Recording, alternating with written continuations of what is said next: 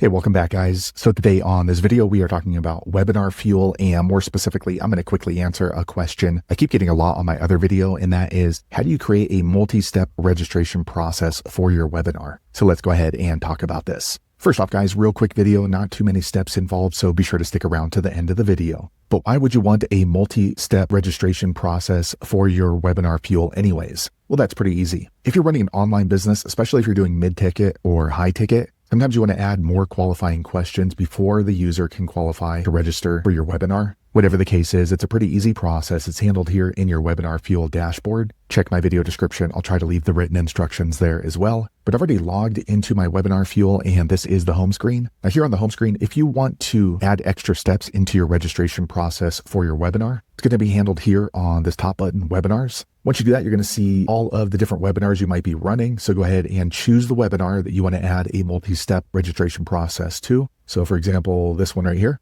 All right, once you do that, you're going to see this gray menu, and you want to click here on Registration Widgets. Okay, once you click there, you're going to click on this drop-down menu here on the top left, and then choose the registration process that you're using. So for example, if you're using the modal registration process, go ahead and click on there. All right, once you do that, you're going to see all of the registration steps you currently have. So you can see on this one, it has a button, so they can go ahead and register for the web class. After that, it's going to take them here where they can go ahead and enter their email address. After that, looks like we added another step. It's asking which city they're in. And then after that, it takes them here so they can go ahead and complete their registration. And then finally, it's going to be the last success step. So it's basically a thank you page. So in order to add additional steps, all you're going to do is click right here, new step. It's in orange. Okay, once you do that, go ahead and name the step. So let's say qualifying questions, and say now you can go ahead and grab these little dots right here, these 6 dots, and drag the step to where you want it to show up. So I have first step asking for their email right here. And then next I want to go ahead and ask them some qualifying questions. So let me go ahead and add a row. Once you add a row over here on the right, you're going to click on elements, and you can choose whatever step that you want. So maybe we're going to go ahead and add a drop down box.